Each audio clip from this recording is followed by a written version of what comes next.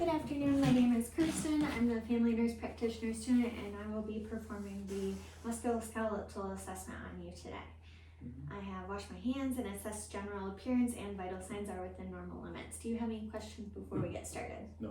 Okay, so I'll first start by inspecting both the upper and lower extremities. I'm inspecting bilaterally, making sure everything is symmetrical, assessing for any swelling, assessing the major bony prominences of the elbows, wrists, knees, and ankles. And then assessing color, making sure there's no bruising or redness. And then we'll move on to palpating. So I will start by palpating the upper extremities. I will start by palpating the shoulder. And so for this, I'm going to start at the clavicle and move laterally. Okay, looking for any nodules, any tenderness, swelling, any extra bony prominences that would be abnormal, not noting any on him. Going to the scapula, moving along the scapular spine to the acromion process, noting the tubercle, no tenderness, no swelling noted. Muscles are within normal limits, tendons and ligaments also within normal limits. All right, next I'm going to move on to the elbow. For this, I'm gonna just hold your elbow slightly, palpating the medial and lateral epicondyles and the ulnar nerve. All right, no swelling, tenderness, no nodules noted on the bony prominences. Muscle is within normal limits. Then moving on to the wrist, palpating the wrist on both the radial and ulnar sides, noting the spinal thumb right there, and then the snuff's point. No pain or swelling noted there. No nodules noted. Then moving on to the fingers, palpating the metacarpals, and then moving on to compress the fingers. Okay, and then working my way to each of the PIP joints and the DIP joints. Looking for any extra bony prominences on those points or tenderness, which could be indicative of osteoarthritis, but nothing noted there. And then I'll perform the same test on the opposite side, starting again at the shoulder. Noting any tenderness or swelling or nodules, any atrophy, nothing, no atrophy noted as well. Moving on to the elbow, palpating all of those points, and then moving on to the wrist and fingers.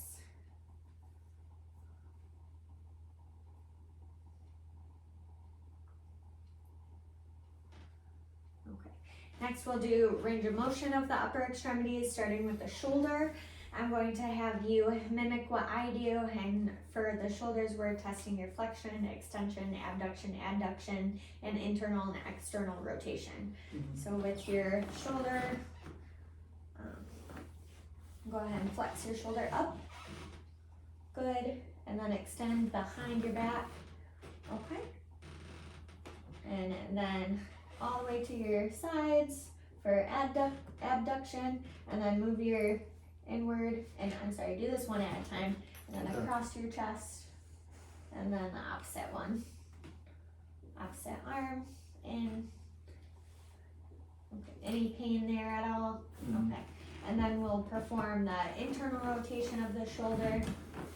So you'll put your arm behind your back. Any pain there? Nope. Okay, movements are smooth and concise. Go ahead and do that with your other shoulder. Any pain there? Okay, all right. And then external rotation, I'll have you bring your shoulder up and palm up. Okay. Same with your opposite side, up, up. Okay, any pain there? No. Okay. Now, if there were anything indicative of potential pain or tenderness, I would do special tests to assess for any potential rotator cuff injuries or potential tears. So I'll have you flex your arm outwards, that flex this way, and then just pressing on his scapula. Any pain there? Nope. So that is one of the tests. And then also resist my pressure. Any pain? No. And then put your thumbs downward. Any pain there? And resist. Any pain? And No. come out. No pain. Okay. All right. Okay, so next we'll move on to active range of motion of the elbow.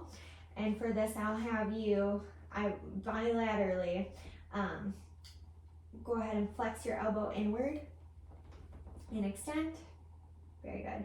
And then do pronation and supination. Any pain there? Okay. No. Movements again are smooth, bilaterally, not noticing any extra muscle movements. Next we'll move on to the wrist.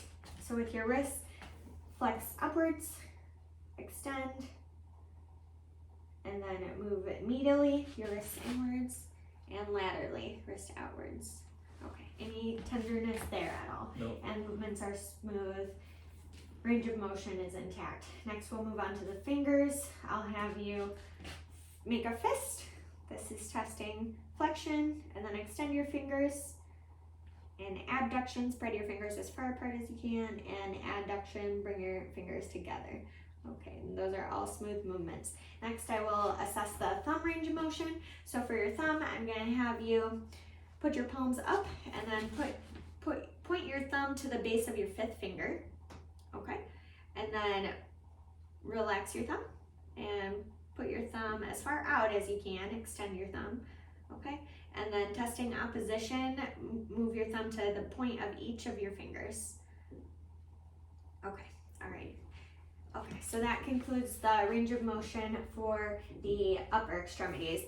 Another special test for testing the wrists or any potential carpal tunnel would be having the patient have his palm up and then extend your wrist down, and then just tapping, testing for any pain in the third through fourth fingers or tingling at all. Any pain or tenderness there? No. Okay. All right. Next, we're going to move on to the lower extremities of the musculoskeletal exam. For this, I am going to, again, I'm inspecting everything for any abnormal bruising, redness, any bony prominences that seem abnormal. So next we'll move on to palpating. So I'll have you stand up for this and face that wall for me, please. Okay, and for this I'm going to start with the hip. So I'm palpating the iliac crest on both sides, and again I'm looking for any tenderness, extra bony prominences, any nodules noted, or crepitus as well. Okay, and going to the top of the femur there, the anterior iliac crest and the posterior iliac crest. Okay, any tenderness there at all? No. Okay, all right. Go ahead and sit down. Next, I will palpate the knees. I'm going to palpate bilaterally, medial and lateral of the patella, looking for any crepitus or extra nodules or extra bony prominences at all. Going to the femoral condyles and tibial plateaus, noting the patellar bursas, no tenderness at all. Okay.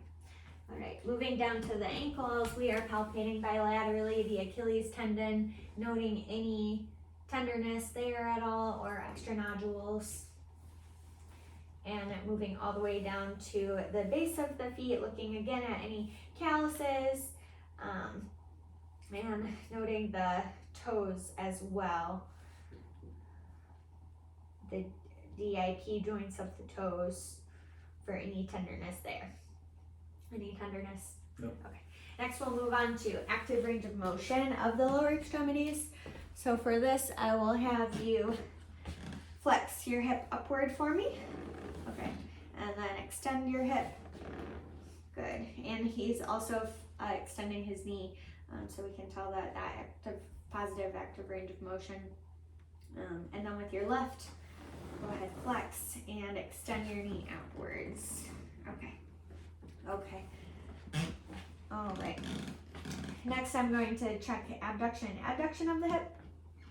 I'll actually have you lie back for this one. Okay. All right. And so for this, I'm going to have you flex your knees upwards, both of your knees.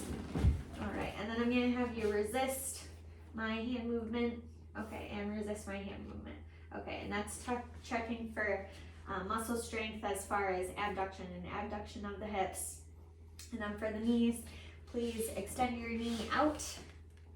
Okay. And then same on the other side.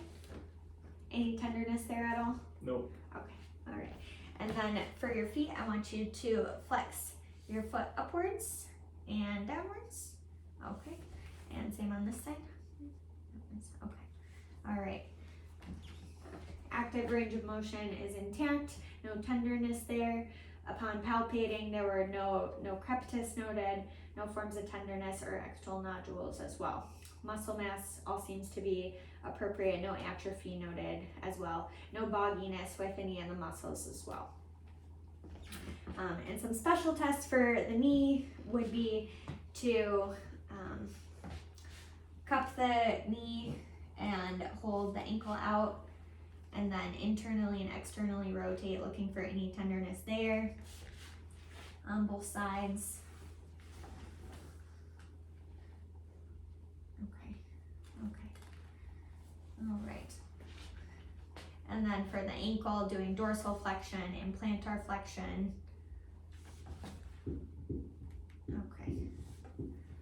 Okay. And that concludes our musculoskeletal exam.